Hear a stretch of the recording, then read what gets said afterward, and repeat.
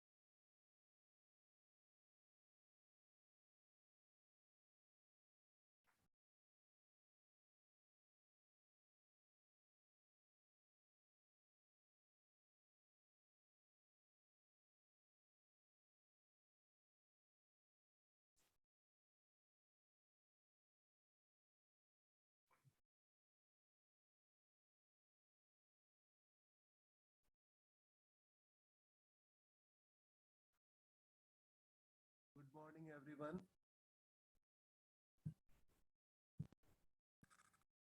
I'm better now. The COVID, whatever,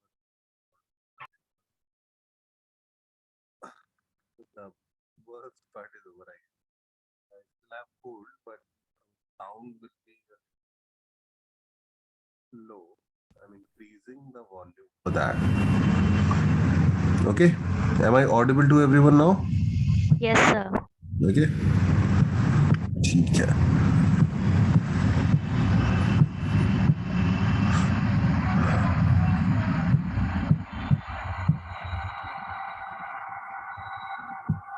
Is the screen shared with you guys?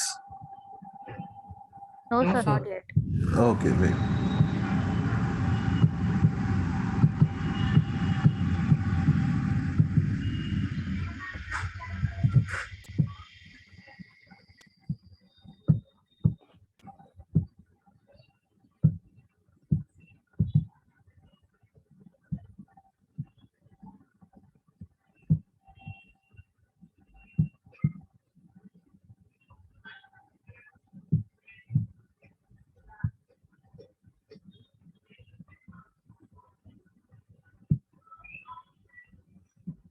Okay, Tanmay कोई disturbance अभी भी आ रहा है साउंड में?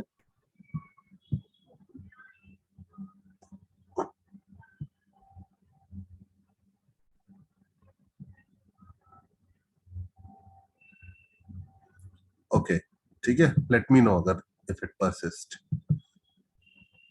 ठीक है, हम लोगों ने थर्मोडायनेमिक्स में we talked about thermal expansion, और बिफोर दैट हम क्या कर रहे थे?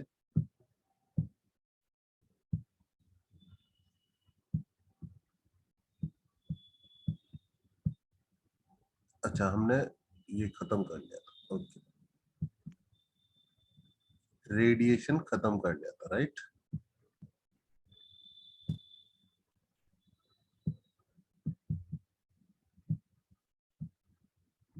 अच्छा, अभी तक तुम लोगों ने स्ट्रेस स्ट्रेन के बारे में पढ़ा है क्या?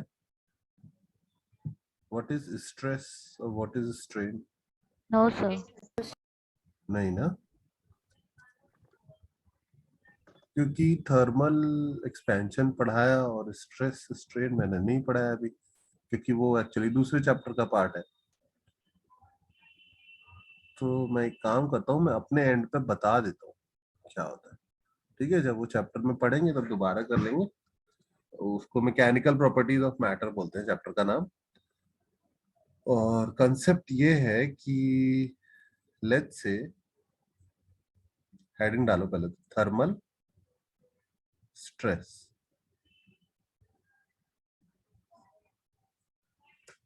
ठीक है, तो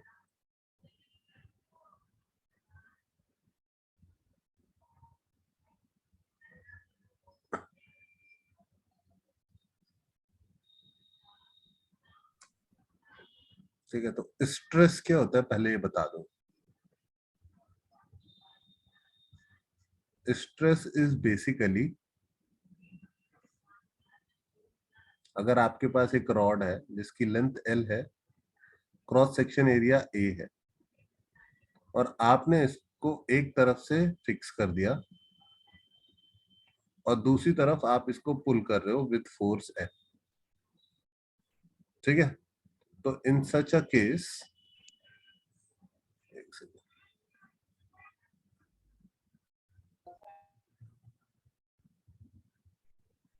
ठीक है, आप या दोनों तरफ से F फोर्स लगा के खींच रहे हो, क्योंकि जब आप फिक्स कर रहे हो तब भी आप बच्चों फिक्स कर रहे हो तो F फोर्स तो लगा ही रहे हो।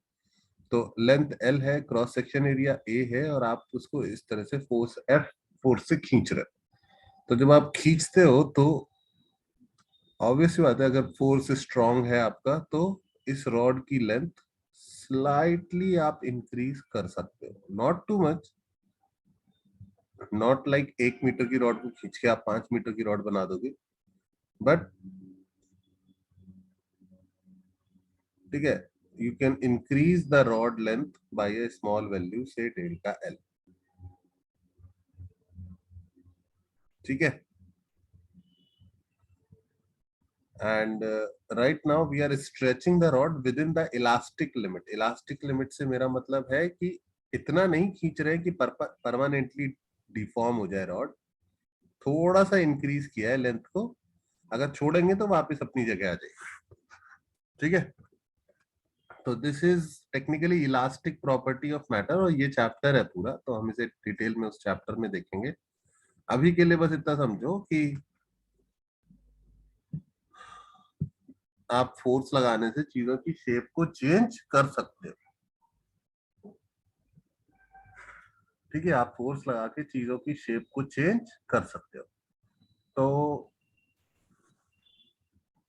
जब आप फोर्स लगाते हो टू चेंज द शेप, तो स्ट्रेस इज, ठीक है, इस केस में इस रॉड पर जो स्ट्रेस जनरेट हुआ, that stress is given by force per unit area. कौन सा एरिया? जो ये वाला एरिया है, क्रॉस सेक्शन एरिया। ठीक है, इतना स्ट्रेस बोला जाएगा। कितना स्ट्रेस लगाया? फोर्स पर यूनिट एरिया जो आपने लगाया। ठीक है, तुम बोलोगे सर प्रेशर भी हमने ऐसे ही पढ़ा था, फोर्स पर यूनिट एरिया। हाँ, प्रेशर भी लगभग ऐसा ही होता है, पर लगभग होता है। प्रेशर और स्ट्रेस में कुछ डिफरेंस होते हैं जो आप ज्यादा डिटेल में जब पढ़ोगे स्ट्रेस तब पढ़ोगे। अभी मुझे बस इतना बताना है कि there is something called stress, and stress लगने से क्या होता है? स्ट्रेस लगने से चीजों में आता है स्ट्रेन। स्ट्रेस लगने से चीजों में आता है स्ट्रेन। स्ट्रेन क्या है? स्ट्रेन इज कितना फ्रैक्शनल चेंज आएगा इसकी लेंथ में। तो stress is directly proportional to strain. ये समझ में भी आता है कि जितना ज्यादा फोर्स लगाओगे उतना ज्यादा लेंथ चेंज होगा। Stress is directly proportional to strain.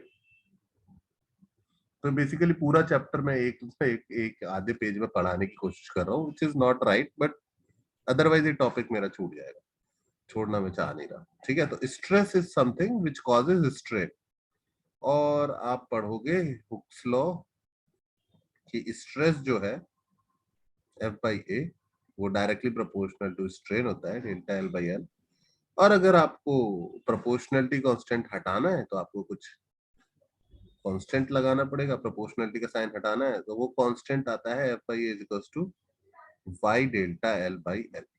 ठीक है, where y is the Young's modulus of elasticity. ठीक है, y is Young's modulus of elasticity. ठीक है, तो अभी इस पे ज्यादा मत सोचना, ज्यादा दिमाग मत लगाना, समझ में नहीं आएगा। ठीक है, बट स्ट्रेस लगने से स्ट्रेन आता है। भाई आपके ऊपर स्ट्रेस लगता है, जब आपके ऊपर पढ़ाई का स्ट्रेस पड़ता है तो it affects your physical wellbeing, right? बिल्कुल वैसे ही सॉलिड ऑब्जेक्ट के लिए अगर आप उनके ऊपर स्ट्रेस लगाओगे तो उनकी शेप, उनकी लेंथ, उनके वॉल्यूम पर कुछ ना कुछ इफेक्ट पड़ सकता है। Okay, simple as that. ठीक है, तो हम ये क्यों पढ़ रहे हैं? हम ये इसलिए पढ़ रहे हैं क्योंकि अगर हमने कोई रॉड ली और उसे दो पॉइंट्स के बीच फिक्स कर दिया, ठीक है, दिस इज अ रॉड। ठीक है, इसकी लेंथ पता है मुझे L, क्रॉस सेक्शन एरिया पता है A, इसका अल्फा पता है। अल्फा क्या है यहाँ पर? Coefficient of linear expansion.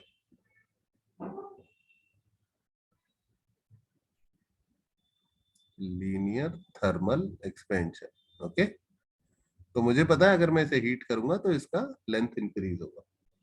और अब मैंने इस रॉड को हीट किया, ऑब्वियसली वो तो करना ही था मुझे, मैंने इसको हीट किया। तो जब मैं इसको हीट करूंगा, ठीक है, इस तरफ हीट करता हूं, मैंने इसको हीट किया,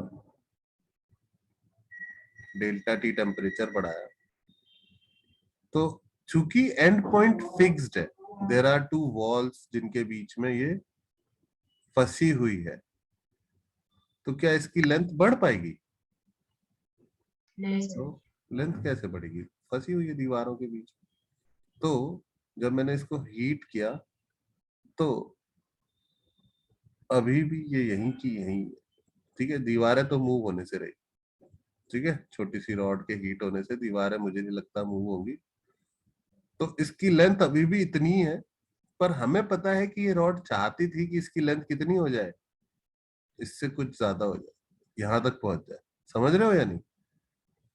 the rod, if this was like the room temperature, पहले टेम्परेचर T1 था और अब टेम्परेचर T2 हो गया है, तो T2 पर रॉड की जो लेंथ है वो एक्चुअल में होनी कितनी चाहिए थी? L1 plus alpha delta T. ये बात समझ में आ रहा है सबको? ठीक है, अगर इनिशियल लेंथ L0 थी तो अब लेंथ होनी कितनी चाहिए थी? L0 1 plus alpha delta T. और है कितनी? है अभी भी L ही है। तो इसका मतलब क्या मैं ऐसा बोल सकता हूं कि मैंने इस रॉड को अंदर की तरफ पुश करके रखा हुआ है, दोनों तरफ फोर्स लगा के मैंने इसकी लेंथ कम कर दी? बोला जा सकता है या नहीं? हालांकि मैंने कम नहीं किया, मैंने बढ़ने नहीं थी। एक तरीके से भाई आपको स्ट्रेस में लाना है, तो आपको पकड़ के दोनों तरफ से प्रेस कर दिया जाए, दोनों तरफ पिस्टल लगा के, तो आप बहुत स्ट्रेस में आ जाओगे। वो मूवीज नहीं होती, हॉरर मूवीज, जिनमें दीवारें आसपास आने लग जाती है, राइट, और लोग बीच में ट्रैप हो जाते हैं, तो they are under stress. Otherwise मैं आपको दीवारें पास न लाऊं, आपको एक रूम में छोटे से कमरे में बंद कर दूं जब आप when you were a kid. अब जैसे जैसे आप बड़े हो रहे हो, साइज बढ़ रहा है आपका, लेकिन you are constrained within the room. तो जब आप छोटे थे तो आप उस रूम में स्ट्रेस फील नहीं कर रहे थे, और जब आप बड़े हो गए तो you are suddenly under a lot of stress, क्योंकि आपका वॉल्यूम इंक्रीज हुआ और मैंने आपको स्पेस नहीं दिया। तो this rod is under a lot of stress. कौन सा स्ट्रेस? थर्मल स्ट्रेस, क्योंकि टेम्परेचर के चलते इसकी लेंथ बढ़नी चाहिए थी और हमने लेंथ बढ़ने नहीं दी। इतनी सी बात है, ठीक है। सर, हाँ बोलो। अगर लीनियर रेट में इंक्रीज नहीं हो रहा है तो ऐसा नहीं होगा क्या कि रॉड थोड़ा बेंड हो जाएगा?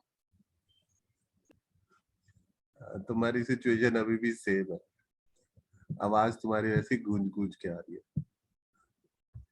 फिर से बोलो।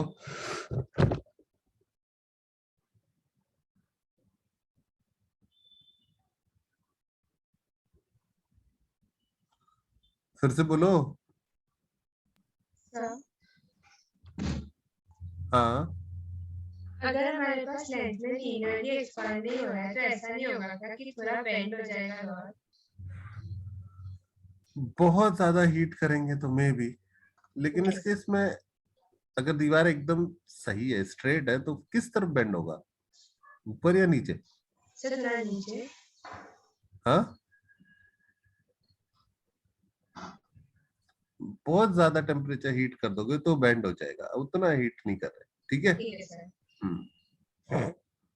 मतलब ऐसे समझ लो कि जो ट्रेन की पटरियां है वो गर्मियों में अंडर स्ट्रेस आ जाती होगी, पर इतना हीट नहीं हो रही कि वो मुड़ के टुड़ के इधर उधर हो जाए। Okay, okay sir. हाँ।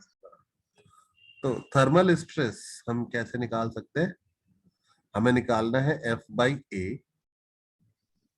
पर हमारे पास फोर्स निकालने का कोई तरीका नहीं है। हमारे पास तरीका है young modulus into delta L/L निकालने का।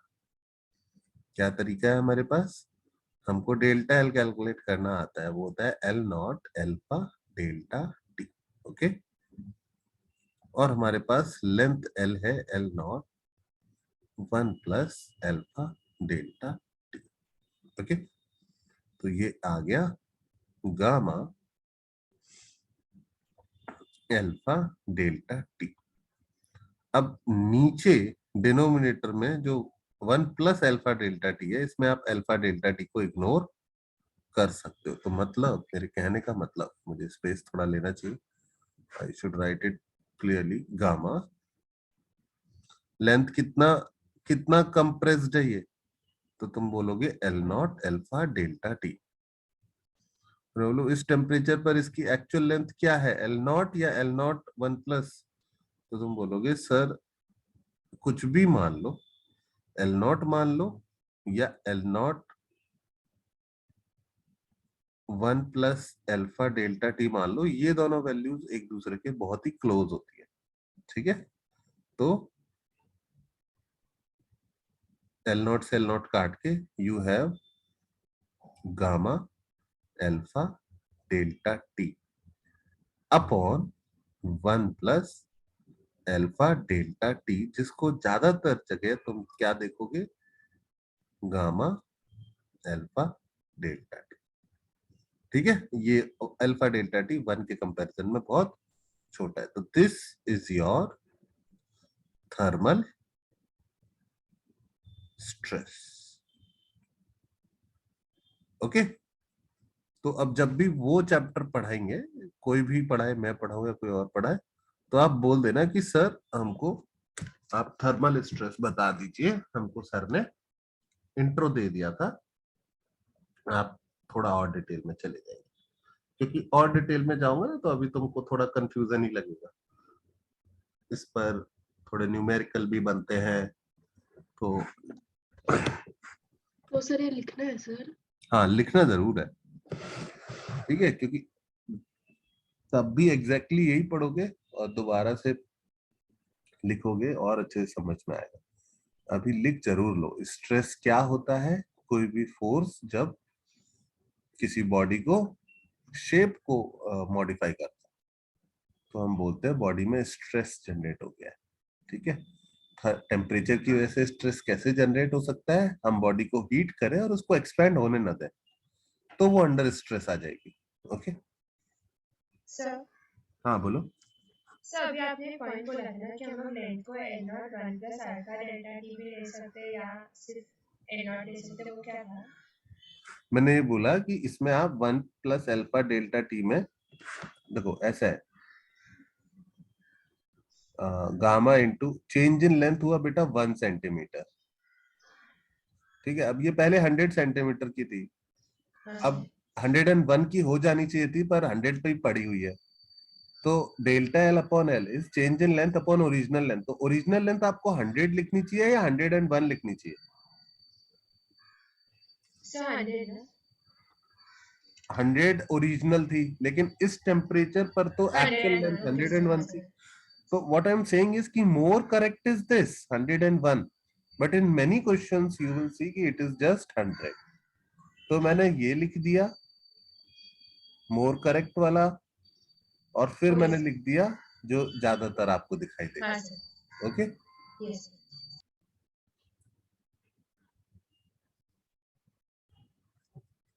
सर आप बोल सकते हो कि नीचे like gamma alpha delta D upon 1 plus alpha delta D is approximately gamma alpha delta D कैसे होगा सर? मैंने इसको 0 कर दिया। ओके इसकी वैल्यू 0.01 0.02 ऐसी आती है। अल्फा की वैल्यू देखी थी ना 10 की power minus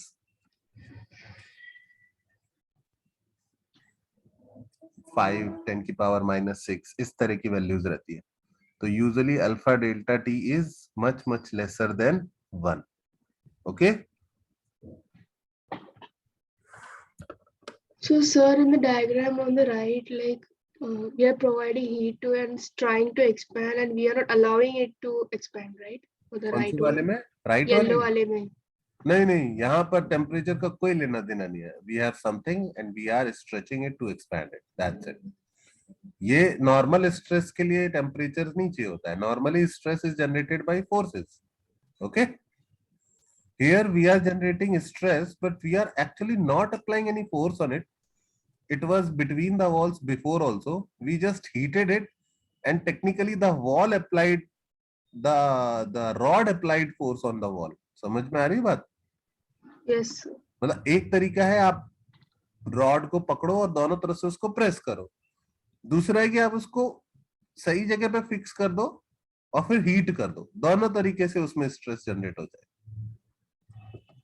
So sir, like for the wall, like it wants to expand, but because of the walls, it cannot. तो stress आता है हाँ straight. तो वो एक्सपैंड करने की कोशिश करेगी, वॉल पर धक्का लगाएगी, वॉल उस पर वापस धक्का लगाएगी और वो टेक्निकली अब it is compressed from its actual state.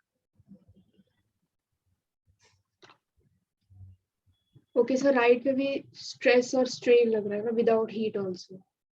When you apply stress on something, strain is generated in it. Okay? Yes sir. Stress is the cause, strain is the result of the cause. आप किसी चीज पर force लगाते हो, उसकी length change हो जाती है। ओके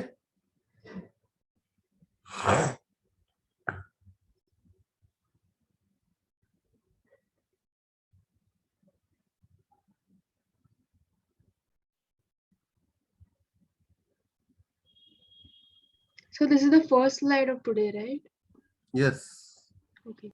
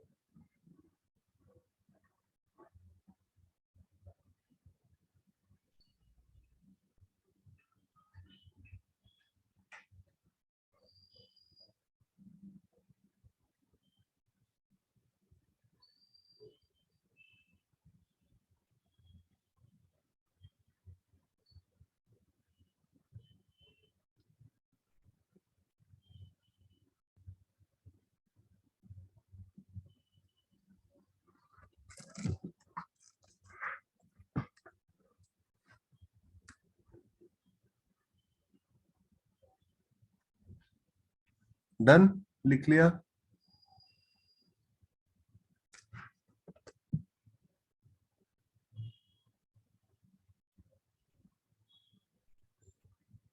सन में कुछ पूछना चाह रहे हो?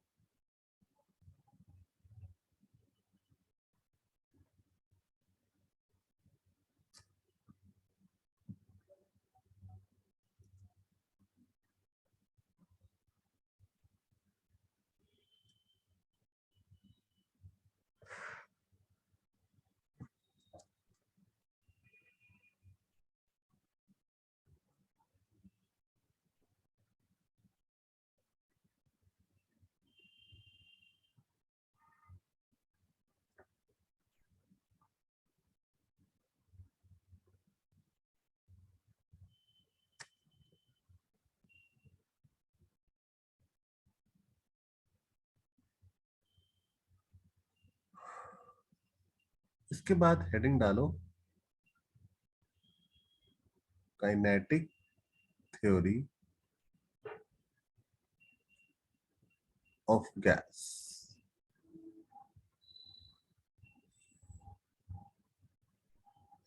ठीक है, काइनेटिक थ्योरी ऑफ गैसेस मतलब how to study gas. Now हमें सॉलिड्स और लिक्विड्स के लिए पता है एक्सपेंशन कैसे होता है, रेडिएशन कैसे होता है, हीट ट्रांसफर कैसे होता है उनका। ठीक है, पर गैसेस के लिए बात करना थोड़ा सा डिफिकल्ट है। क्यों डिफिकल्ट है? सॉलिड्स में और लिक्विड्स में आसान था, when you give them heat their temperature increases. Gases में ऐसा नहीं। गैसेस का क्या प्रॉब्लम है कि मान लो एक कंटेनर के अंदर गैस है और आपने एक पिस्टन लगा रखा है उस पर, ठीक है, और यहां पर गैस ट्रैप कर रखी है।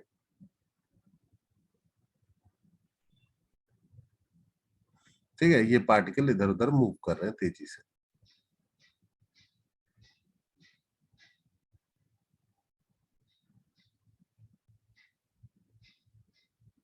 ठीक है, तो जब ये पार्टिकल मूव कर रहे हैं तो ऑब्वियस सी बात है इनमें से बहुत सारे पार्टिकल जाके पिस्टन पे भी टकरा रहे होंगे पर सेकेंड, एवरी सेकेंड। तो अगर आप इस सिस्टम को हीट देते हो, आपने इसको हीट प्रोवाइड करी, तो गैस के पास दो ऑप्शन है। या तो वो सारी की सारी हीट अपने पास रख ले और अपना टेम्परेचर इंक्रीज कर ले जैसा कि सॉलिड और लिक्विड करते थे, या फिर गैस उस हीट का यूज करके पिस्टन को पीछे धक्का दे दे। ओके, क्योंकि ये पार्टिकल्स कोलाइड तो कर ही रहे हैं, तो जब कोलाइड कर रहे हैं आप हीट दोगे तो और जोर से कोलिजन होंगे, और जोर से कोलिजन होंगे तो देयर इज अ चांस कि ये पार्टिकल्स जो है पिस्टन को पीछे धक्का दे पाए। तो उस केस में अगर गैस ने पिस्टन को आगे धक्का दिया, पीछे धक्का दिया, जो भी बोलो, ठीक है, पिस्टन को मूव किया, तो now your gas has done some work. तो गैसेस के लिए वी हैव टू अंडरस्टैंड कि when you give them heat they can store the heat inside themselves as their thermal energy or they can do some work also।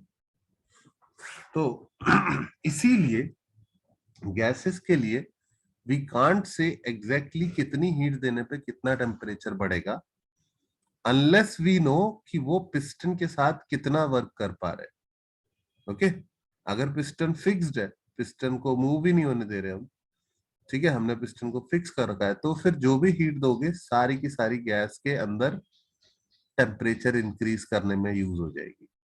लेकिन अगर piston move हो सकता है तो some fraction will go into that also. तो ये सब पढ़ने के लिए हमें गैस का एक बेसिक मॉडल बनाना पड़ा और ये समझना पड़ा कि गैसेस के लिए थर्मल एनर्जी जो है,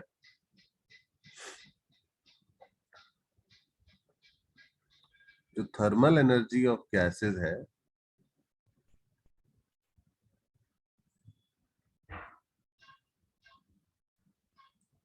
उससे डायरेक्टली रिलेटेड कौन सा फैक्टर है? टेम्परेचर। ठीक है, टेम्परेचर हमको बताएगा कि कितनी थर्मल एनर्जी है,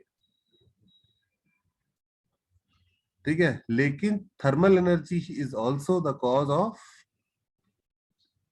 मोशन ऑफ पार्टिकल।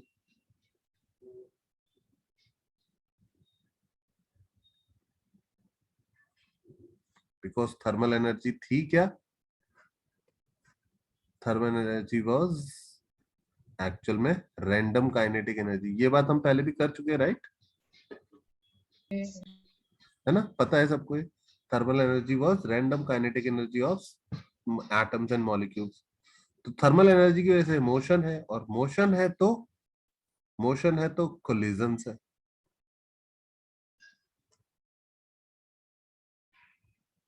मोशन है तो कोलिजन है, और कोलिजन है तो क्या है? कोलिजन जब जाके पिस्टन से ये टकराएंगे और पिस्टन आप पकड़े हुए हो, तो आप क्या फील करोगे कि पिस्टन पे लग रहा है pressure from the inside. Is that clear? तो गैसेस में thermal energy is responsible for temperature, thermal energy is responsible for pressure, और तो और गैसेस का वॉल्यूम नेग्लिजिबल होता है एक्चुअल में। लेकिन जब कोई गैस किसी कंटेनर में रखी जाती है तो हम बोलते हैं volume of the gas equal to volume of the whole container. जबकि हमें पता है कि गैसेस में तो बहुत थोड़े से मॉलिक्यूल होते हैं। अगर इन सब मॉलिक्यूल्स को जो घूम रहे हैं कंटेनर में इधर उधर, अगर मैं एडजेसेंट खड़ा कर दूं, ऐसे समझ रहे हो, एक के आगे एक के आगे एक के ऊपर एक एडजेसेंट खड़ा कर दूं, तो इनका वॉल्यूम नेग्लिजिबल होगा। समझ रहे हो? तो गैस का volume is not actually gas का volume. Try to understand this. Gas का volume is not really volume of molecules of gas. It is actually volume of container, which is volume available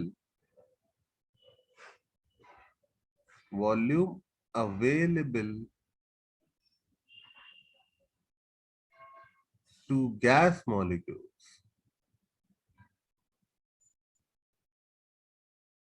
to move around. क्या ये बात समझ में आई कि gas का volume container के volume के बराबर इसलिए बोला जाता है क्योंकि उसके मॉलिक्यूल्स उस पूरे वॉल्यूम में घूम रहे हैं, इधर से उधर घूम रहे हैं। ओके, तो वो घूम क्यों रहे हैं? क्योंकि थर्मल एनर्जी। तो टेक्निकली वॉल्यूम, प्रेशर, टेम्परेचर, हर चीज की रीजनिंग कहां से आ रही है? Thermal energy of gas. तो हमें गैसेस को पढ़ना है तो हमें उनकी काइनेटिक थ्योरी जब पढ़नी है तो हमें उनकी थर्मल एनर्जी को स्टडी करना है। Is that clear? हाँ बोलो। तो यहाँ आपने जो डबल ऐसे रिवर्सिबल एरोज बनाए वो क्यों बनाए? ऐसे ही फैशन, अच्छा ओके सर। कोई मीनिंग नहीं। ठीक है, temperature tells us about thermal energy, thermal energy tells us about temperature, right? Yes sir ठीक ठीक है, बस और कोई मतलब नहीं। ठीक है, तो ऐसे ही बस समझा रहा हूँ चीजें कि भाई kinetic theory of gases usually लोगों को बहुत बोरिंग लगता है और लोग छोड़ देते हैं, पर इसमें से क्वेश्चंस बहुत आते हैं। ठीक है, तो मैं उसको समझाने की कोशिश कर रहा हूँ। ठीक है, और उधर भी आते हैं, केमिस्ट्री में भी आते हैं, फिजिक्स में भी आते हैं। तो सिंपल है, थर्मल एनर्जी थर्मल एनर्जी बढ़ेगी तो टेम्परेचर बढ़ेगा, टेम्परेचर बढ़ेगा तो प्रेशर बढ़ेगा। ठीक है, और टेम्परेचर बढ़ेगा तो वॉल्यूम भी बढ़ेगा। सर आप वो नीचे का स्टेटमेंट एक्सप्लेन कर सकते हो? दिखाई नहीं दे रहा क्या? Molecules is not equal to volume of मैंने गैस। लिखा है volume of gas is volume of container, it is not actually volume of, it is not equal to volume of molecules of gas. Okay,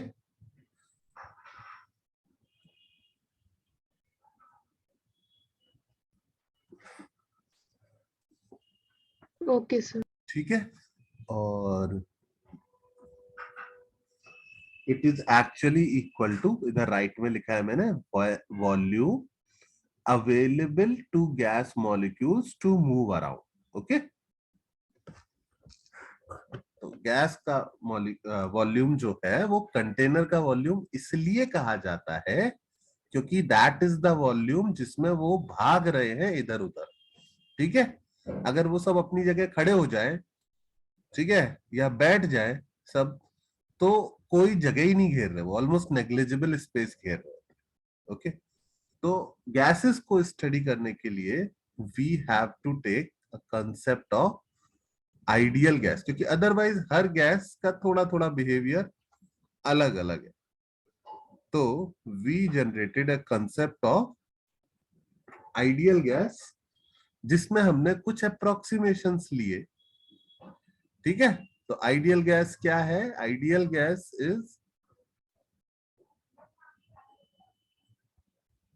is a hypothetical concept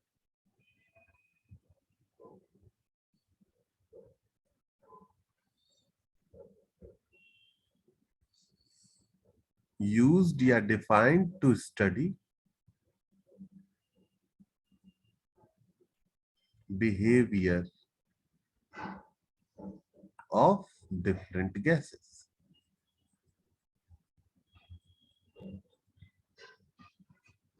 under a set of common assumptions.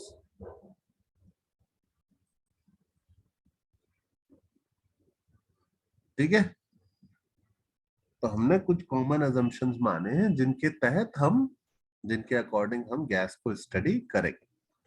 फिर हम उसको real gas पे भी apply करेंगे with some extra calculations.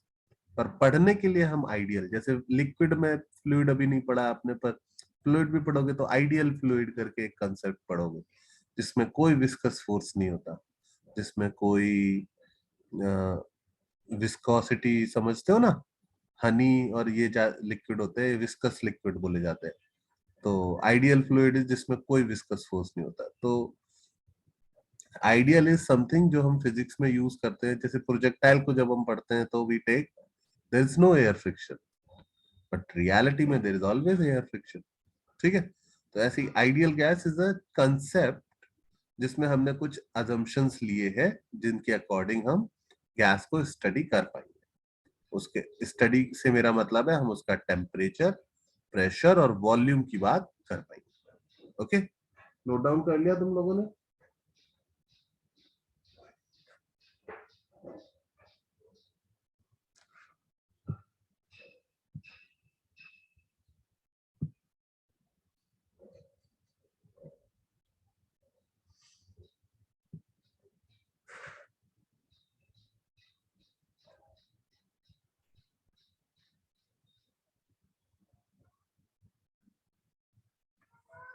ठीक है, तो दोबारा से हेडिंग डालनी पड़ेगी, काइनेटिक थ्योरी ऑफ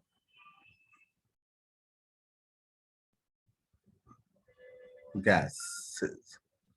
ठीक है, तो इसके अजम्पशंस क्या क्या है?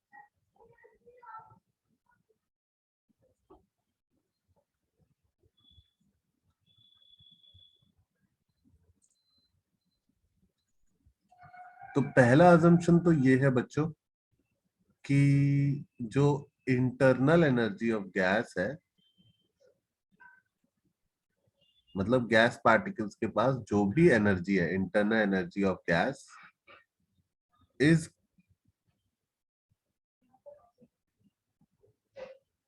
is only due to their kinetic energy.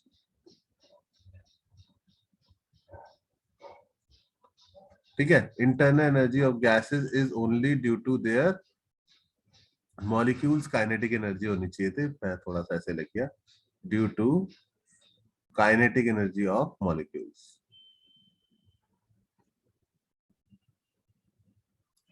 Kinetic energy of molecules. इसका क्या मतलब हुआ? हम तो तब से काइनेटिक एनर्जी ले रहे थे। इसका ये मतलब हुआ, फर्स्ट स्टेटमेंट ही टेक्निकली चल रहा है, ठीक है। तो काइनेटिक एनर्जी है, इसका मतलब there is no potential energy. तो तुमको पता है पोटेंशियल एनर्जी कब आती है पिक्चर में? When there is a conservative force, ठीक है।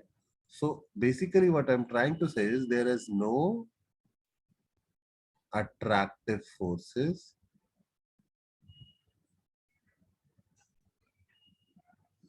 between gas molecules. Gas molecules के बीच कोई अट्रैक्टिव फोर्सेस, ग्रेविटेशनल, इलेक्ट्रोस्टैटिक, कोई फोर्सेस नहीं। No attractive force between gas molecules. अगर कोई फोर्स नहीं है, कंजर्वेटिव फोर्स नहीं है, मतलब कोई फोर्स नहीं है तो कंजर्वेटिव नहीं है। तो अगर कोई कंजर्वेटिव फोर्स नहीं है, hence there is no potential energy, कोई पोटेंशियल एनर्जी भी नहीं। There is no potential energy, तो इंटरनल एनर्जी सिर्फ और सिर्फ किसकी वजह से हुई? Kinetic energy. तो ये टेक्निकली एक ही स्टेटमेंट है, पर मैंने दो करके लिखा है, तुम भी ऐसे ही लिखना, ठीक है। Next is all collisions between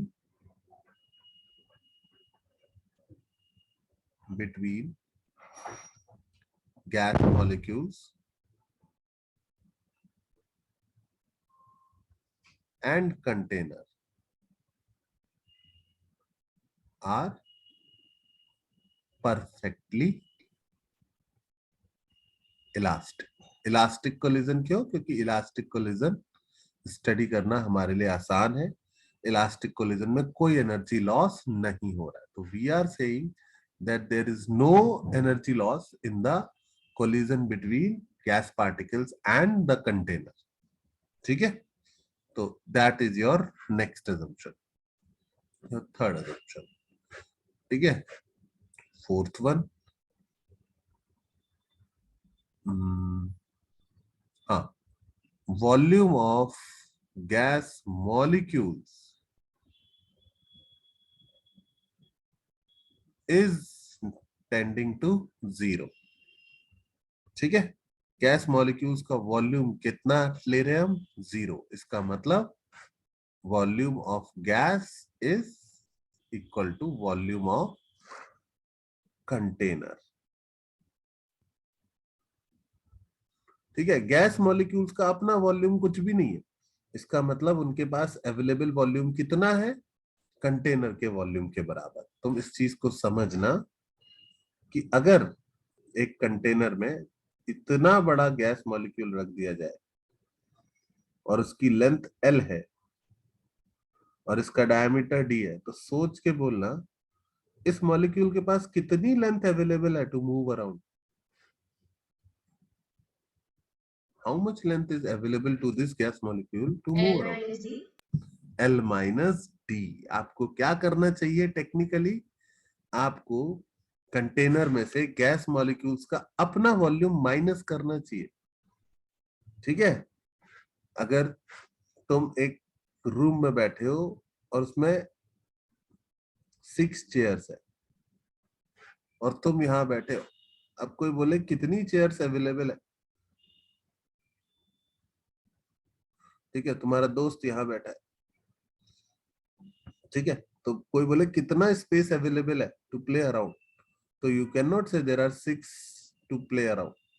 you will have to think कि भाई 6 में से 2 तो हमेशा भरी हुई रहेंगी, तो I have 4 chairs to roam around, to play around. Is that clear? Room में जितने ज्यादा बच्चे आते जाएंगे उतना space will be less to move around. तो ऐसे ही एक कंटेनर में जितना मॉलिक्यूल्स का साइज बड़ा होता जाएगा उतना स्पेस कम होता जाएगा, ठीक है। तो रियलिटी में मॉलिक्यूल्स, अब तुम बोलोगे सर इतना बड़ा मॉलिक्यूल थोड़ी हो सकता है, आपने तो इतने बड़े कंटेनर में इतना बड़ा वॉल्यूम मॉलिक्यूल बना दिया, ये तो पॉसिबल ही नहीं है। लेकिन what I am saying is कि छोटे छोटे है पर नंबर तो बहुत बड़ा है ना। नंबर कितना है? नंबर है 6.023 इंटू 10 की पावर 23। इस इतने बड़े नंबर से आप जरा से साइज का भी मल्टीप्लिकेशन करोगे तो वैल्यूज आने लग जाएंगी अच्छी। तो इन सबका कंबाइन करके भी जो वॉल्यूम आ रहा है, ठीक है, इन सबको इकट्ठा करके भी जो वॉल्यूम आ रहा है, I am saying that volume is also negligible. Okay, that is your next assumption here. Otherwise होना क्या चाहिए था? ट्रूली ये होना चाहिए था कि volume available to gas is volume of container minus volume of molecules of gas. ठीक है, we will do this for real gases, पर अभी आइडियल गैस में हम volume of gas molecule tending to 0 ले रहे हैं। ओके, उसके बाद ये जो गैस मॉलिक्यूल्स मूव कर रहे हैं कंटिन्यूसली, इसमें एक कॉन्सेप्ट हम डिफाइन करेंगे, mean free path. What is mean free path? पता है किसी को? Average distance moved by a gas particle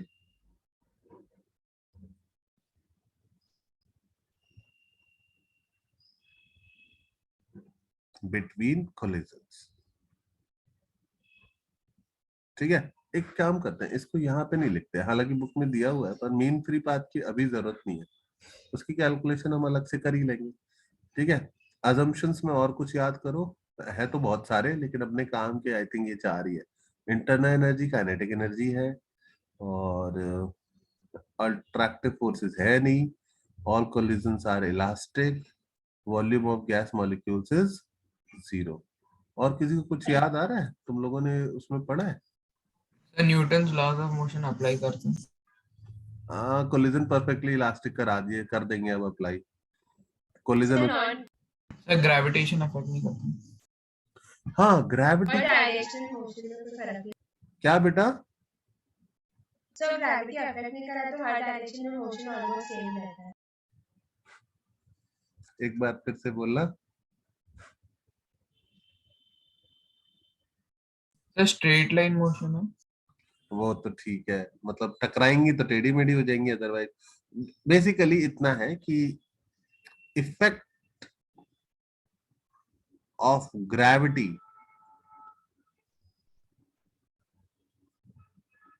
is negligible on the motion of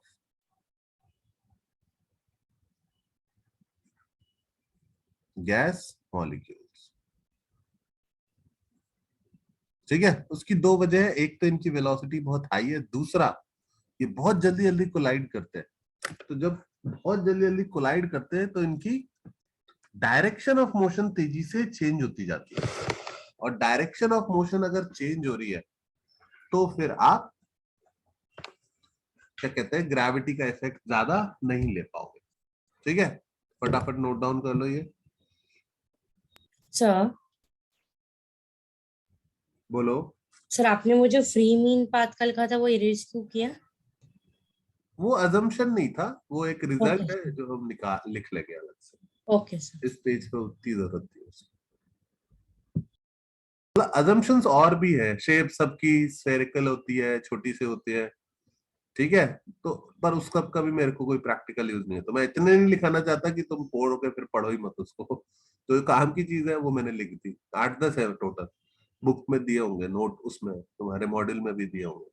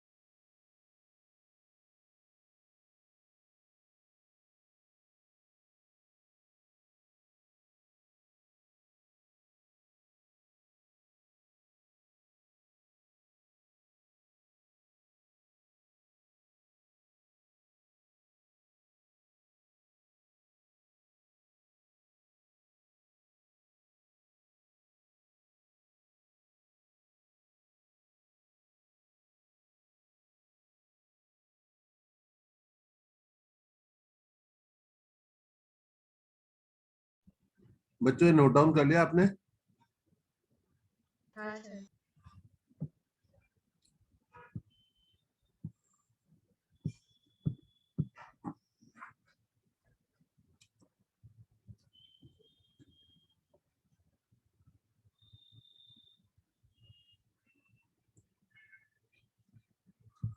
okay.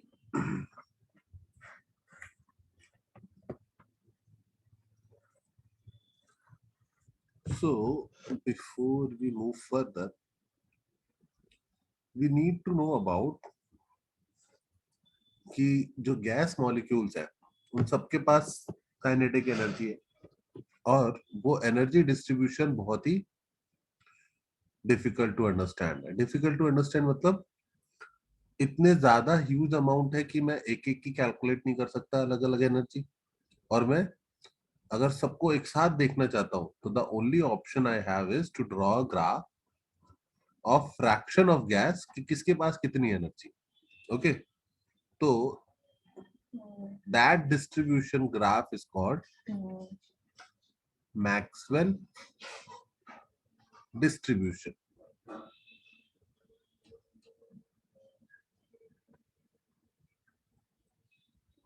तो बेसिकली ये एक साइंटिस्ट थे जिन्होंने क्या किया, इन्होंने कुछ कॉम्प्लेक्स मैथमेटिक्स और थोड़े प्रैक्टिकल रीजनिंग लगा के ये ड्रॉ किया कि जो गैस मॉलिक्यूल्स है, मैं हर एक की वेलोसिटी कैलकुलेट नहीं कर सकता। जैसे अगर मैं तुमको बोलूं कि एक ग्राफ बनाओ जिसमें इस देश में जितने भी लोग हैं उनके पास किसके पास कितने पैसे है उसका ग्राफ बना के दिखाओ, ठीक है, तो तुम बोलोगे कि ये काम बहुत ही टफ है सर, बिकॉज मैं अमाउंट अगर एक्स एक्सिस में क्या वैल्यू लूं, अगर मैंने 10,000 लिया, उसके बाद 20,000 लिया, ठीक है, उसके बाद 30,000 लिया, तो 10,000 वाले कुछ लोग होंगे, 20,000 वाले कुछ लोग होंगे, लेकिन there will be so many people who will be falling between this, there will be so many people who will be falling between this, इस तरीके से 50,000 वाले कुछ और लोग आएंगे, 60,000 वाले कुछ और लोग आएंगे।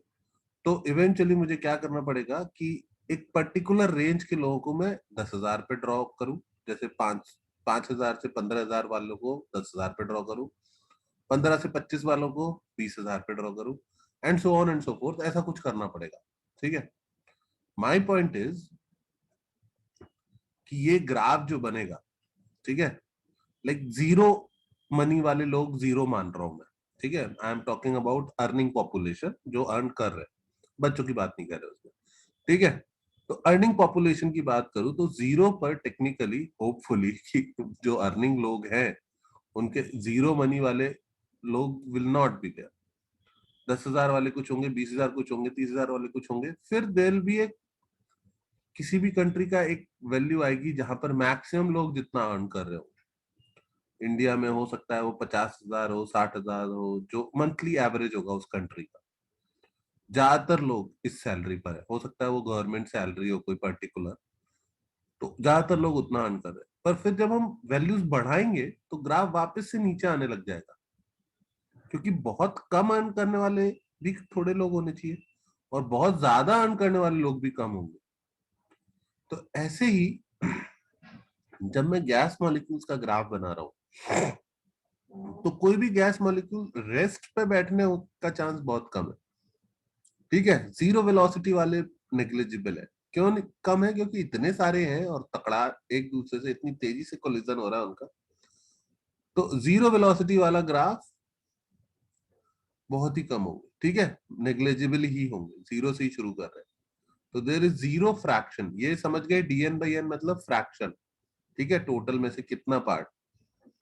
तो ये ग्राफ इस तरह से बढ़ेगा बढ़ेगा बढ़ेगा, लेकिन बढ़ता नहीं जा सकता हमेशा, क्योंकि इनफाइनाइट वेलोसिटी वाले भी बहुत कम आने, समझ रहे हो। वेलोसिटी की वैल्यू जब इंफिनिटी को अप्रोच करेगी तो बहुत कम एनर्जी वाले मॉलिक्यूल्स भी कम है और बहुत ज्यादा वाले भी कम है। ओवरऑल देयर विल बी बीच में किसी पॉइंट पर मैक्सिमा कि हाँ ये पर्टिकुलर वेलोसिटी सबसे ज्यादा मॉलिक्यूल्स के पास है, ठीक है, this particular velocity is attained by maximum fraction of molecule, ठीक है, that fraction may be 20%, 25%, 30%, depends, and that velocity is called most probable velocity. इस velocity को क्या बोलते हैं? Most probable velocity, ठीक है। पर अगर एवरेज कैलकुलेट किया जाए, ठीक है, जैसे इंडिया की मोस्ट प्रोबेबल इनकम होगी मे बी 25,000 या 30,000 मंथली, लेकिन अगर एवरेज कैलकुलेट किया जाए तो वो 30,000 से ज्यादा आएगा, क्योंकि जो रिच है वो बहुत रिच हो सकता है, समझ रहे हो। इधर मिनिमा तो 0 है पक्के से, पर मैक्सिमा कितना बड़ा है वी डोंट नो। तो ये ग्राफ तुम्हें हो सकता है देखने में लग रहा हो कि सिमेट्रिकल है, पर एक्चुअल में सिमेट्रिकल नहीं है। On the right side it is going all the way to infinity, समझ रहे हो।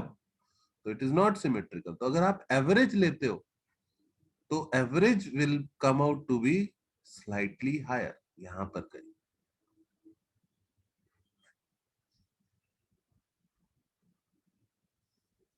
तो average of all velocities all speed will be this slightly higher. And एक और तरह का एवरेज होता है जिसको बोलते हैं हम स्क्वायर्स का एवरेज, जिसको हम बोलते हैं RMS। What is RMS? RMS is root of mean of squares. ये क्यों निकालते हैं? क्योंकि काइनेटिक एनर्जी की जब भी बात करनी होती है तो हमें स्क्वायर की चाहिए होती है velocity, half M V square चाहिए होता है, तो इसलिए हम स्क्वायर्स का रूट अलग से कैलकुलेट करते हैं।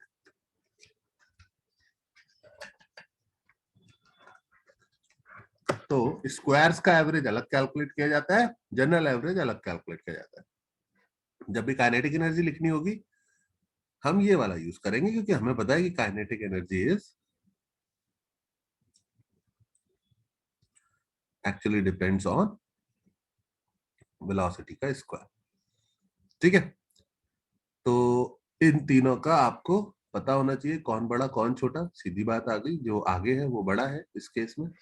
और value most probable is √2RT/m, ठीक है, which can be written as √2p/ρ also.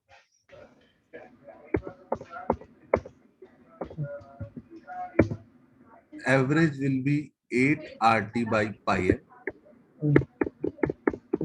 इसका माइक ऑन है,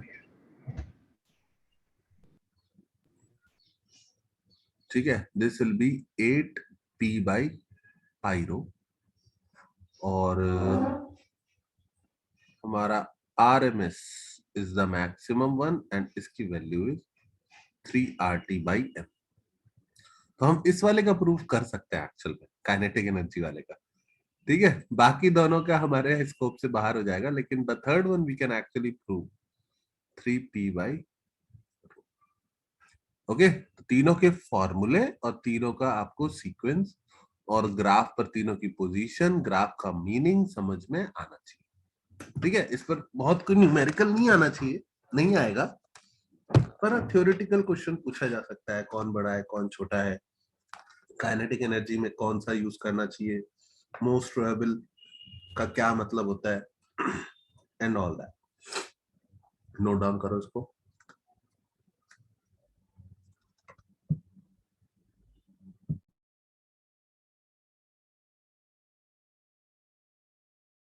सर y एक्सिस पे क्या है सर?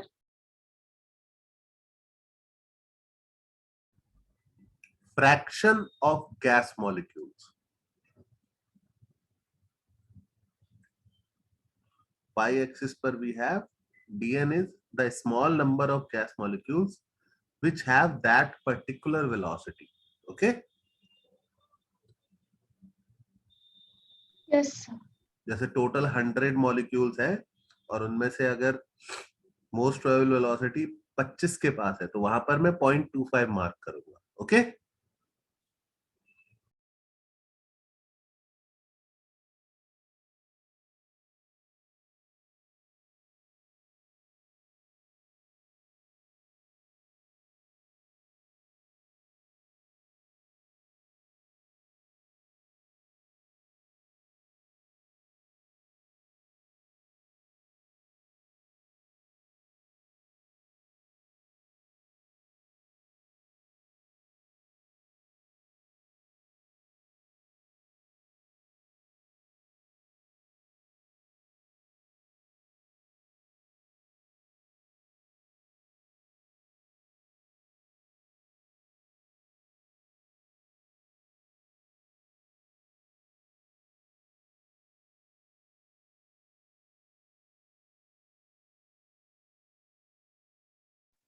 सर आपने RT अपॉन M को P अपॉन रो कैसे कैसे सब्स्टिट्यूट किया सर?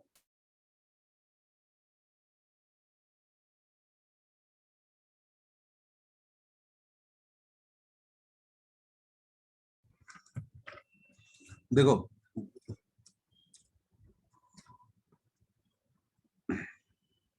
एक इक्वेशन पढ़ेंगे हम थोड़ी देर में, PV equals to nRT, which is ideal gas equation, पर मैं बहुत बता सकता हूँ क्योंकि सबको पता है।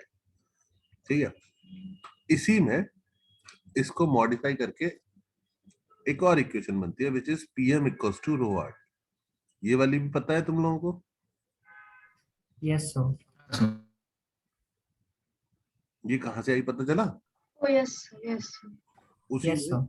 हाँ मतलब नंबर ऑफ मोल्स को वो डेंसिटी के उसको terms- स्प्लिट किया था। हाँ, किसको स्प्लिट किया? मोल्स को। मोल्स को मोल्स को क्या लिख दूं मैं? Weight upon Molecular molecular mass. Divided by molecular mass, right? और जैसे ही मैं ऐसे लिख के फिर इसको PV को लिखूंगा mass upon capital M RT, और फिर मास को उधर भेज के वॉल्यूम को इधर लाऊंगा तो मास अपॉन वॉल्यूम हो जाएगा डेंसिटी। तो ये PM equal to rho RT भी हो जाता है। तो इससे तुम देख सकते हो कि RT by M can be written as P by rho. Got it?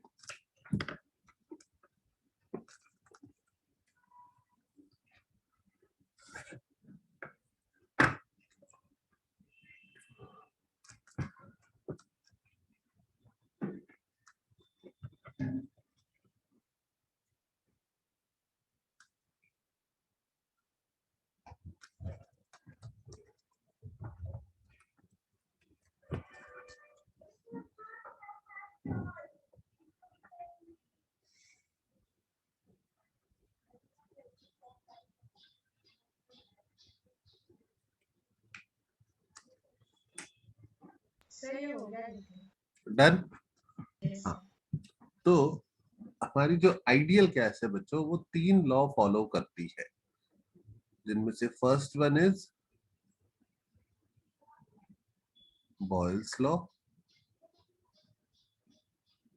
ठीक है, second one is Charles law, and third one is Gay-Lussac's law. Gay-Lussac's law. Okay, तो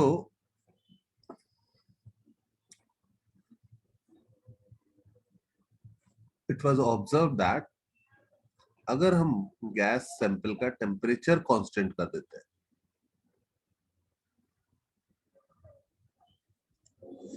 ठीक है, अगर हम गैस सैंपल का टेम्परेचर कांस्टेंट करते हैं तो उसके बाद if we increase the pressure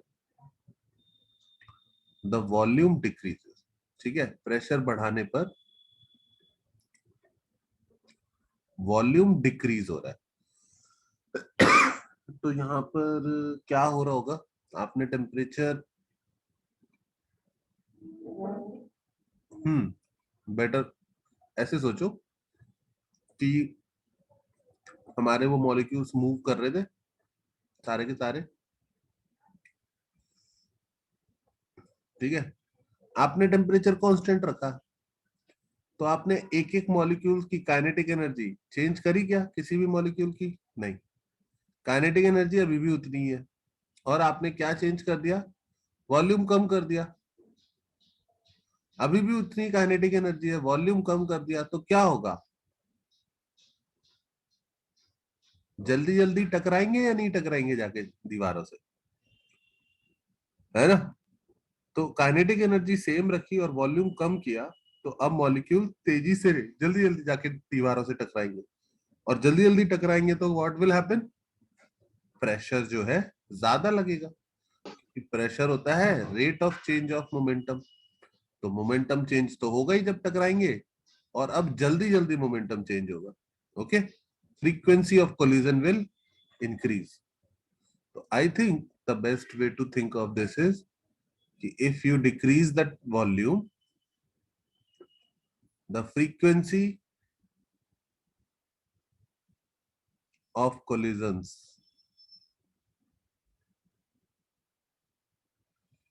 will increase.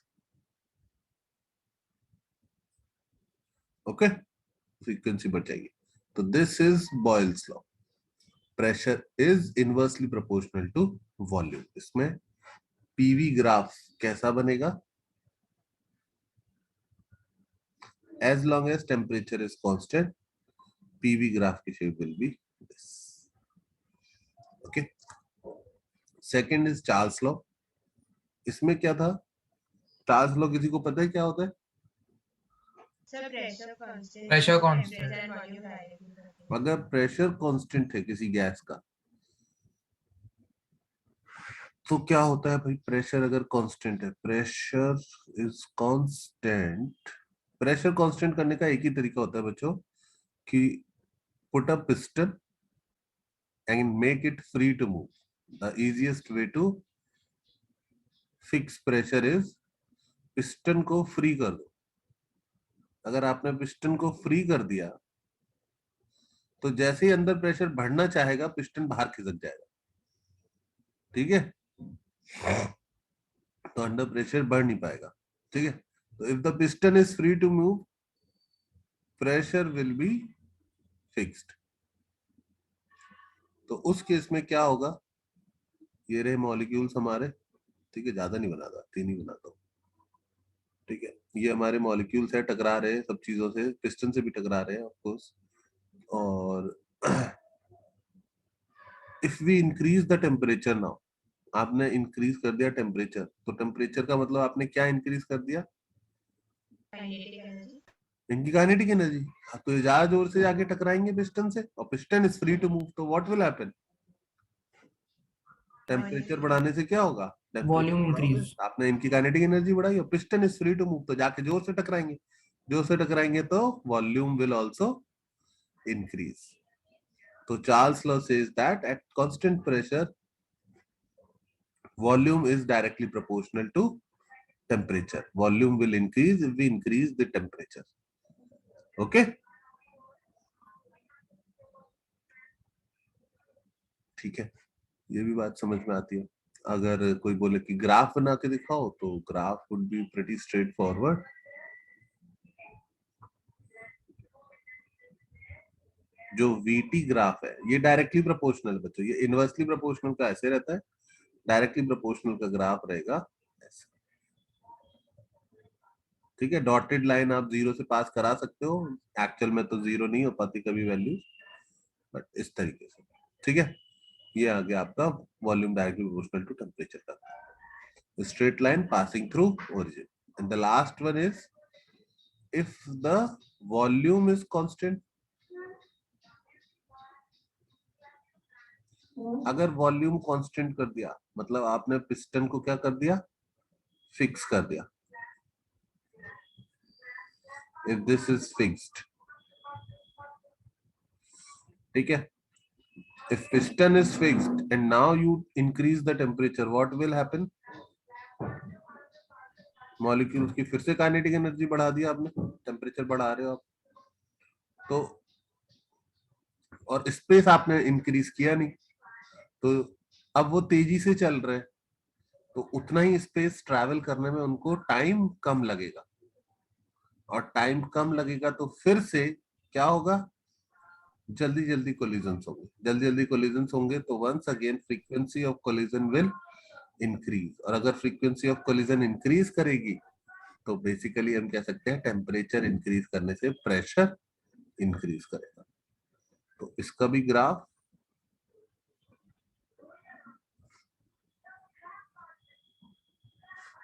ऐसा ही जाएगा।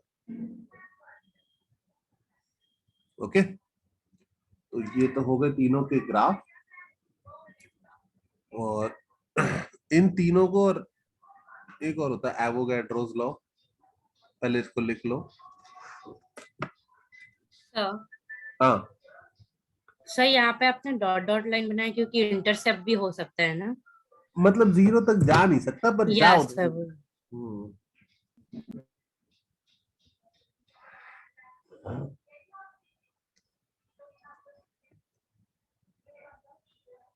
The graph is a straight line passing through origin. Okay. Yes sir.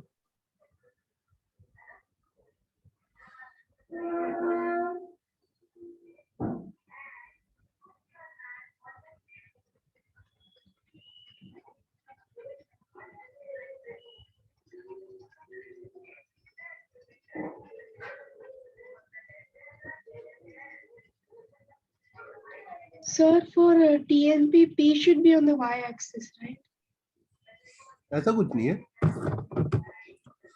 मेरी मर्जी कौन सी चीज कौन सी एक्सेस पे लो। ओके, ऐसा कुछ भी नहीं है, मैं इसके लिए टीवी ग्राफ भी बना सकता हूँ, ऐसा जाएगा। अरे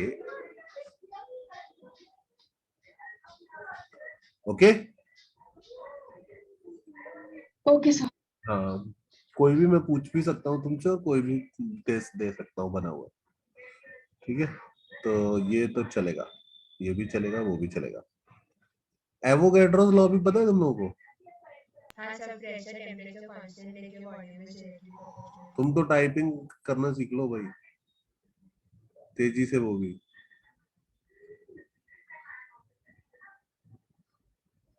तुमने कुछ तो चेंज किया है ना अपने सेटअप में? सर नहीं।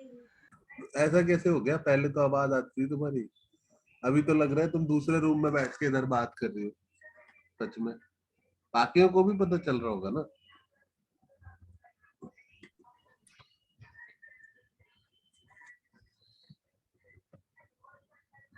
अच्छा, इसने क्या बोला, कोई और बताओ। What did she said? Sir उसने वही बोला कि अगर आपने प्रेशर और टेम्परेचर कांस्टेंट किया तो volume is directly proportional two moles. Avogadro's law के लिए उसने बोला सर। यस यस यस, अगर मैं प्रेशर और टेम्परेचर दोनों कांस्टेंट कर दूं तो number of moles is directly proportional to volume, ठीक है। तो ओके, हमको इंडिविजुअली इन सब की जरूरत क्यों नहीं पड़ती, क्योंकि हमारे पास इन सब का कॉम्बिनेशन है, that is ideal gas equation.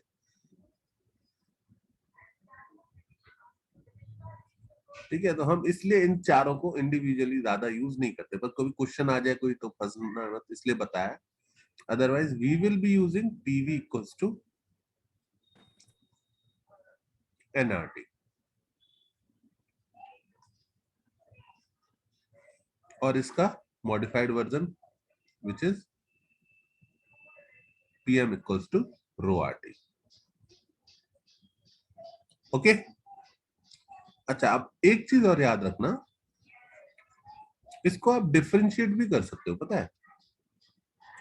If you differentiate it,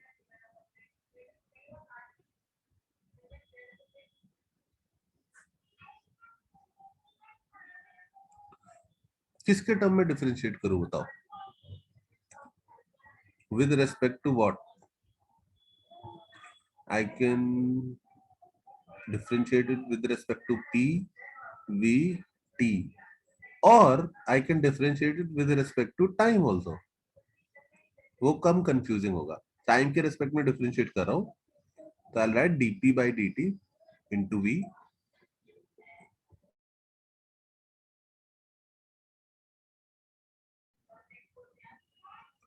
is equals to nr constant है dt by dt.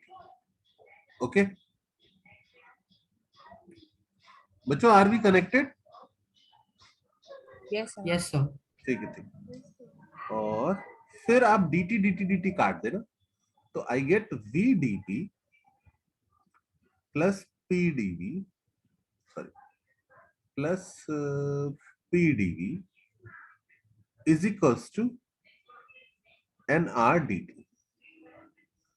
This is like differential form of ideal gas equation. ठीक है?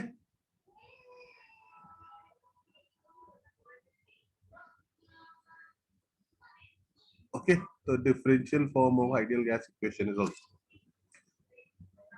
इसका हम कुछ प्रूफ्स में यूज करेंगे अच्छी अंडरस्टैंडिंग के लिए. ये तो हम पूरे टाइम यूज करेंगे. ठीक है, नोट डाउन कर लो फटाफट. सर, हाँ बोलो. तो यहाँ मोल्स आपने कांस्टेंट लिया है ना? मोल्स मोल्स मोल्स, हाँ मोल्स तो हाँ. constant. मतलब मैं फिजिक्स में हम लोग वो पिस्टन वाला ले रहे हैं ना हर बार, तो हाँ, sir. as long as piston है तो it is a bound closed system. Okay, yes sir. Open system का शायद ही कोई न्यूमेरिकल हम करेंगे. ठीक है,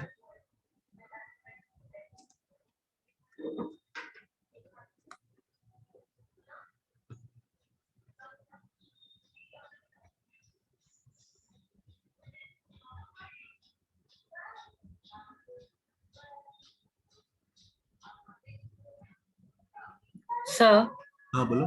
सर आपने टाइम से ही क्यों डिफरेंशिएट किया, वो आप रीजन बता सकते हो? मैं किसी भी चीज से डिफरेंशिएट कर सकता था. There are some variables which might, और टाइम के साथ तो कोई भी चीज चेंज हो ही सकती है ना. हाँ सर. है ना भाई. प्रेशर टेक्निकली वॉल्यूम की वजह से चेंज हो सकता है, तो हम rate of change of pressure with respect to volume निकाल सकते हैं. प्रेशर टेम्परेचर की वजह से चेंज हो सकता है. पर मैंने देखा है फ्रॉम माय एक्सपीरियंस कि if I differentiate it with respect to any other variable, it will be slightly more confusing. Slightly more. Why? If I differentiate this whole thing with respect to volume, तो पता है क्या लिखना पड़ेगा मुझे? dp by dv into v plus p is equals to nr dt by dv. अब क्या तुमको ये वाला स्टेटमेंट समझ में आया? पहले हाँ सर. प्रेशर को डिफरेंशिएट किया with respect to volume, volume को एज इट इज रखा, फिर प्रेशर को एज इट इज रखा, और वॉल्यूम को डिफरेंशिएट किया विद रिस्पेक्ट टू वॉल्यूम, तो वो 1 हो गया. और हाँ सर. मैंने टेम्परेचर को. द गुड थिंग इज कि मैं फिर से dv का मल्टीप्लाई करूंगा पूरे में, and I will get the same thing. Okay sir. हाँ sir. Why do I do something which is even slightly complicated और confusing to someone? Yes sir. है ना. Why not differentiated with respect to time, which is like forever. हम physics में हर चीज को time से डिफरेंशिएट करते रहते हैं, और हर चीज टाइम के साथ चेंज हो भी सकती है. तो is that clear to everyone? Differential Yes, form sir. आती है. You can differentiate it with respect to temperature, then also you will get this. Okay, not a problem. Okay. Sir तो हाँ बोलो. सिर्फ 1 सेकंड के लिए प्रीवियस स्लाइड पे जा सकते हो?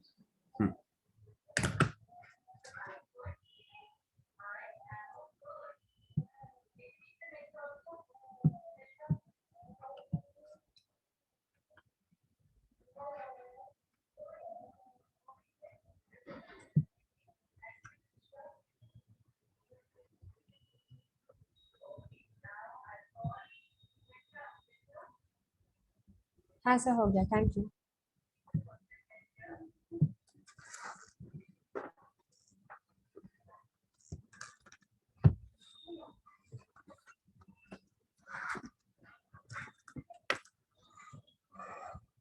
ओके, चलो ये हो गया, ये हो गया. डिफरेंशियल फॉर्म हमारे काम आएगी, उसको हम समझेंगे थोड़ी देर में. अभी हम पहले बात करेंगे किसकी, पहले हम बात करेंगे कि भाई हमने जो अजम्पशन लिए थे उनका यूज तो करे कुछ। यूज से मेरा मतलब है we have to make a derivation of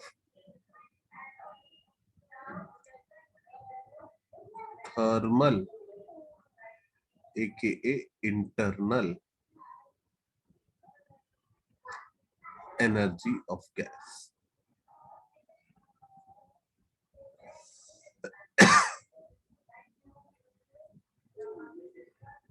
तो मेरे को internal energy of gas calculate करनी है। मुझे ये पता है कि वो मुझे करनी किससे है, काइनेटिक एनर्जी से ही, ठीक है, ऑफ गैस मॉलिक्यूल्स, ठीक है। और काइनेटिक एनर्जी के लिए टेक्निकली या तो मैं करूं हाफ m1v1 स्क्वायर। अच्छा ये भी बढ़िया है कि मासेस एटलीस्ट सारे मॉलिक्यूल्स का सेम है, तो मुझे क्या करना चाहिए, half mv1 square plus half mv2 square and सभी पार्टिकल्स का लिखो ऐसे करके, है ना। तो हाफ और m तो कॉमन आ जाएगा, अगर सेट अंदर क्या आएगा, v1 square plus v2 square सभी की वेलोसिटी का स्क्वायर, समझ रहे हो। तो इससे बचने के लिए, क्योंकि हम ये कैलकुलेशन कर नहीं सकते, एवोगैड्रो नंबर उतनी हम वैल्यूज लिख ही नहीं सकते, कैलकुलेशन करना तो छोड़ो। तो what do we do,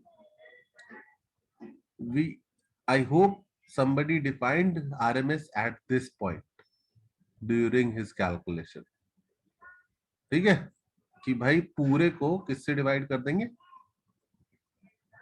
total number से डिवाइड कर देंगे और टोटल नंबर से मल्टीप्लाई कर देंगे, ठीक है। और अगर वो टोटल नंबर हम इस केस में एवोगैड्रो नंबर ले रहे हैं तो एक second, Avogadro number next step में सब्स्टिट्यूट करूंगा क्योंकि अदरवाइज कुछ कंफ्यूज हो जाएगा। तो हाफ m इसको बोल दिया बच्चों VRMS का स्क्वायर, ओके। और n इंटू m क्या हो जाएगा, एक गैस का मॉलिक्यूल का mass into total number of gas molecules, हाँ। तो ये हो जाएगा टोटल मास हो जाएगा बेसिकली, है ना। वो एक मोल है तो मॉलिक्यूलर मास हो जाएगा, otherwise half into total mass into VRMS का स्क्वायर। तो अपने को क्या हो गया कि भाई काइनेटिक एनर्जी निकालनी है तो अपन कौन सा यूज करेंगे, VRMS यूज करेंगे, ठीक है। तो kinetic energy of gas is this, ठीक है। अगर काइनेटिक एनर्जी एक मोल की निकालनी है, kinetic energy of 1 mole of gas, या पर मोल निकलनी है, पर मोल ऑफ गैस, तो हो गया आंसर हाफ मॉलिक्यूलर मास आ जाएगा टोटल मास की जगह इनटू VRMS का स्क्वायर, ठीक है।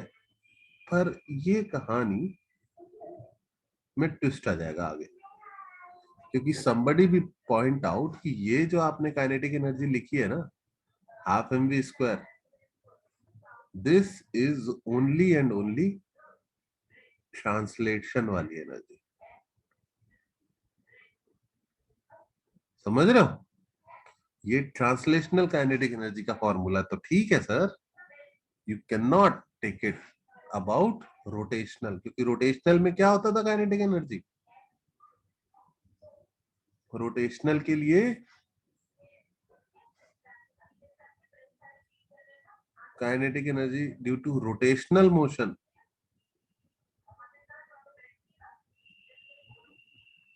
उसके लिए फॉर्मूला आना चाहिए हाफ I ओमेगा स्क्वायर, समझ रहे हो या नहीं।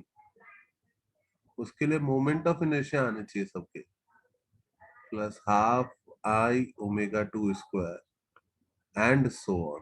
तो वो वाला पार्ट अभी हमने छोड़ा हुआ है, क्योंकि मोमेंट ऑफ इनर्शिया ना तो हमारा कैलकुलेट करने का मन है और ना हमें सबकी एंगुलर वेलोसिटी मिलने वाली है, ठीक है। तो we will talk about that later on. अभी के लिए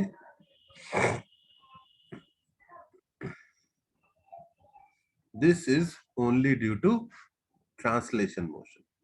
ठीक है, कोई बात नहीं. अभी हमारी कैलकुलेशन अधूरी है. Will improve on it. अभी के लिए विल डू दिस. अच्छा, एक तो ये चीज. दूसरी क्या बताना था? हाँ, ये जो VRMS है वो अब तुमको आई थिंक थोड़ा अच्छा तो समझ में आ गया होगा कि VRMS का स्क्वायर जो है वो क्या है?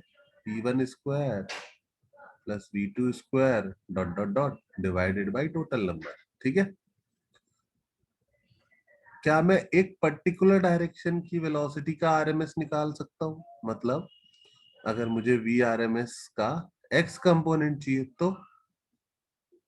तो तुम बोल देना, कोई दिक्कत नहीं है. V1x square plus V2x square सबकी वेलोसिटीज का x कंपोनेंट जोड़ के डिवाइड बाय n कर लेंगे. ठीक है. तो फिर मुझे ये भी बताना है कि जो VRMS होगी वो एक्चुअल में उसके 3 कंपोनेंट होंगे. तो उसकी वैल्यू मैं ऐसे भी लिख सकता हूं. VRMS x का स्क्वायर प्लस VRMS y का स्क्वायर प्लस VRMS z का स्क्वायर. ओके. और बेस्ट पार्ट इज कि मैं इनको लिख सकता हूं, इन तीनों को मैं इक्वल लिख सकता हूं.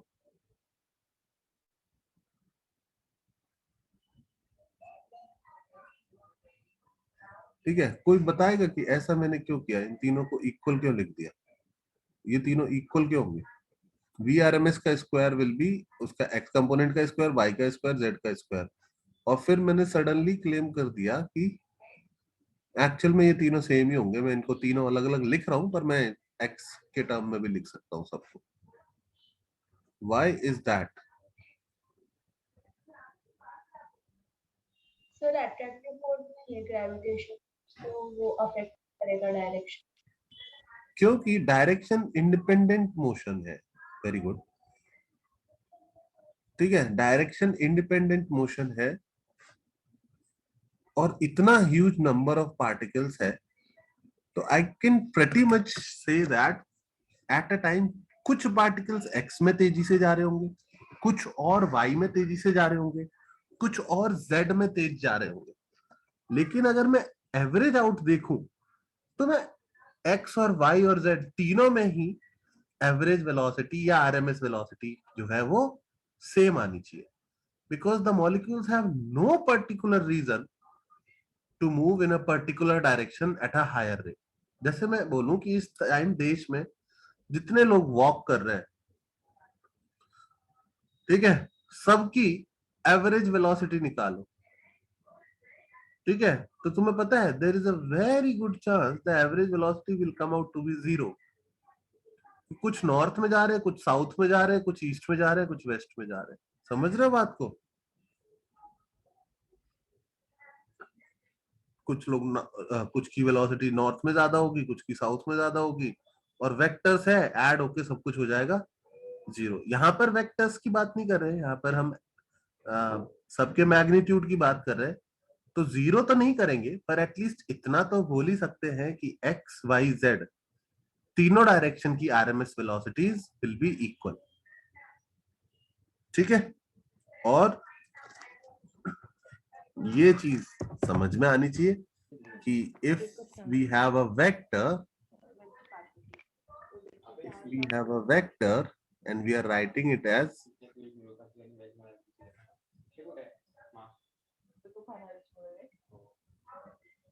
इसकी आवाज आ रही है ना? ठीक है.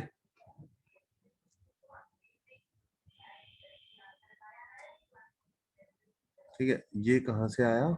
ये इससे आया कि if v is equals to x I cap plus y j cap plus z k cap, then you can write v का magnitude as under root x square plus y square plus z square.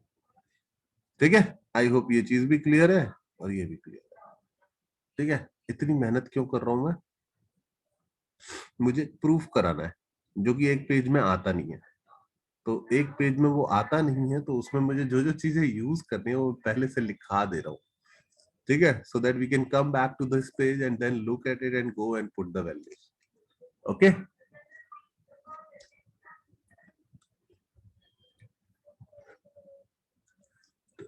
Internal energy की proof करने वाले हैं हम next page पे. ये लिख लिया सबने? उसमें मुझे कुछ सब्स्टिट्यूशन चाहिए थे जो मैंने पहले लिख दिए.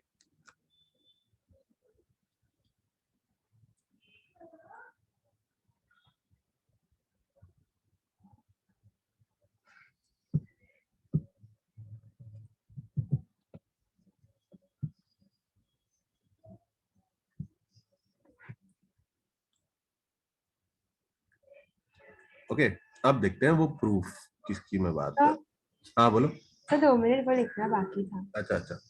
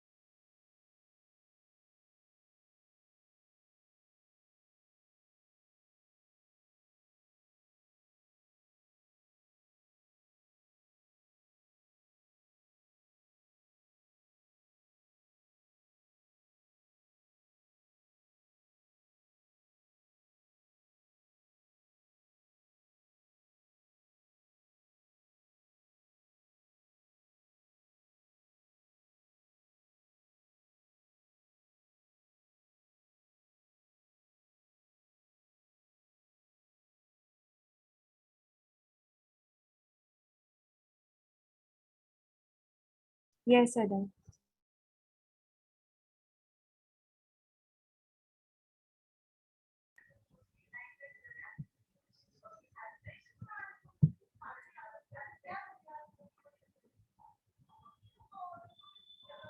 N was the total number of molecules here.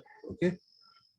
ठीक है, N is the total number of molecules. ठीक है, जिनका एवरेज हमको कैलकुलेट करना है या जिनका आरएमएस हमको कैलकुलेट करना है.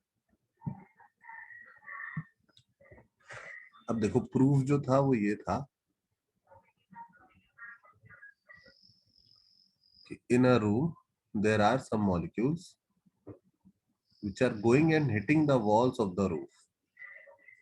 ठीक है, and I want to get a relation between thermal energy and temperature of the room. ठीक है, तो ये एक मॉलिक्यूल है जाके दीवार से टकरा रहा है और जब ये टकरा रहा है तो इसके पास सामने की तरफ x डायरेक्शन में vx वेलोसिटी है. हमको पता है जब दीवार से टकराएगा तो y और z डायरेक्शन की वेलोसिटी चेंज नहीं होगी, सिर्फ x डायरेक्शन की वेलोसिटी पलट के उल्टी हो जाएगी. ओके, तो इन दिस केस अगर मैं बोलूं कि what is the change in momentum of one molecule तो आप बोल सकते हो कि इट विल बी 2mvx. ये सबको पता है. अगर आप v से आगे गए और v से पीछे आए तो चेंज इन मोमेंटम 2mv हो जाता है. और फिर मैं पूछूं कि ये कितनी देर बाद फिर से आगे टकराएगा, तो all you need is this length l और ये l लेंथ वापस जाएगा, फिर l लेंथ वापस आएगा. कितनी डिस्टेंस जाएगा? 2l लेंथ पीछे और फिर vx डिस्टेंस, x डायरेक्शन का डिस्टेंस अपॉन x डायरेक्शन की वेलोसिटी. इतने टाइम बाद आके फिर टकराएगा, फिर टकराएगा, फिर टकराएगा. तो बार बार ये मॉलिक्यूल आके इस दीवार पे टकराता रहेगा. तो उसकी वजह से इस दीवार पर लगेगा फोर्स। फोर्स कैसे निकाल सकता हूँ? Force is equals to dp by dt. तो when I do that, I'll get 2mvx upon 2l by vx. Sorry, 2mvx upon 2l by vx, and that gives me force of a single molecule. Force applied by a single molecule as mvx square by l. अब मैंने बोला कि मुझे पूरे मोल की वजह से force चाहिए, force due to a mole of gas. तो तुम बोल सकते हो कि उस केस में सर एवोगैड्रो नंबर से मल्टीप्लाई कर दो आप, ठीक है, मास में, और Vx की जगह आपको Vrms x लिखना चाहिए, क्योंकि अब आप सबके लिए लिख रहे हो, सबके लिए लिख रहे हो तो आपको आरएमएस वैल्यू लेनी चाहिए, वो ऑलरेडी कैलकुलेटेड है एवरेज वाला पार्ट उसमें। तो हमारा मास की जगह क्या हो जाएगा? हमारे मास की जगह हो जाएगा मोलर मास m, और Vrms x, आरएमएस का जो x कंपोनेंट है तो टोटल Vrms का 1/3 हमने पिछले पेज पे कैलकुलेट कर रखा है। तो इसको मैं क्या लिख दूंगा? जो Vrms है डिवाइडेड बाई 3, और नीचे एक L तो है ही। नेक्स्ट पार्ट, मैं दोनों तरफ इस सरफेस के एरिया से डिवाइड करूंगा। क्यों डिवाइड करूंगा? क्योंकि मुझे फोर्स निकालने में कोई इंटरेस्ट नहीं है, मुझे मतलब है प्रेशर से। और एरिया कितना होता है स्क्वायर का? L square. तो ये हो गया ml क्यूब इंटू Vrms का square by 3। And I think we have our first relation, which is pressure is equals to m upon volume, ठीक है, into Vrms square by 3, ठीक है। तो इतने सी कैलकुलेशन करने पर we got our first result, which is pressure is equals to 1/3 rho Vrms का square. This is an important one. You have to remember this. Okay, either learn the proof or remember this. Okay, directly पूछा जाता है, खूब पूछा जाता है ये। Okay, second is, actual में सेकंड एक स्टेप बाद आएगा। अगर मैं 3 को उधर ले जाऊं और V को भी उधर ले जाऊं तो ये हो जाएगा 3PV is equals to m Vrms का स्क्वायर। तो ये तो कुछ खास बना नहीं, ठीक है। तो what can I do? I can divide both the sides by 2। If I divide them by 2 we get 3/2 PV is equals to 1/2 m Vrms का स्क्वायर। और ये क्या बन गया? ये बन गया वही काइनेटिक एनर्जी जिसे ढूंढना निकला था, ठीक है। सिर्फ ट्रांसलेशन वाली है, आई नो, बट है। और hence the second result, which is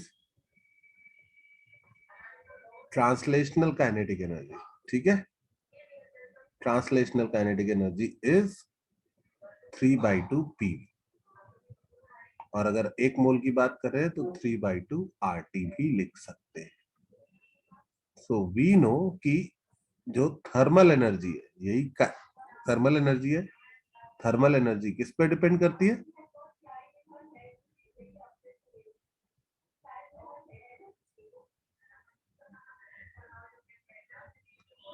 thermal energy depends on temperature. Okay, तो वो तो होना ही था, क्योंकि temperature was the quantity which was defined to measure thermal energy. Anyhow, ये दो प्रूफ आपको, मतलब ये दो रिजल्ट आपको एकदम क्लियर होने चाहिए, ठीक है। क्योंकि now you can calculate thermal energy without calculating kinetic energy. You can directly use 3/2 RT and you don't have to think about half mv square and Vrms and all that, ठीक है। This is a important formula कि translational kinetic energy या thermal energy due to translation motion is 3/2 RT। Okay, अब बस हमें किसी तरह rotation की एनर्जी और सोचनी है, और फिर we can write internal energy of any gas sample. वो नेक्स्ट क्लास में करेंगे, क्योंकि अभी एक और क्लास है मेरी भी। ठीक है,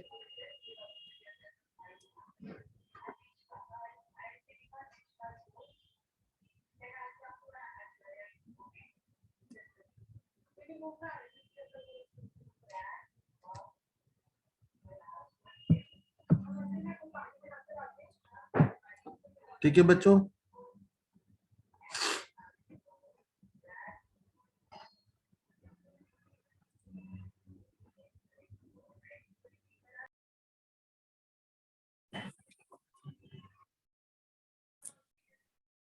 Sir is still writing.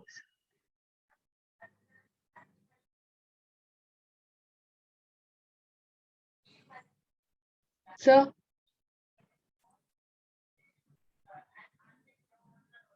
हाँ, क्या हुआ? sir, we're writing, sir, still. अच्छा अच्छा अच्छा, ओहो, ये हो गया क्या?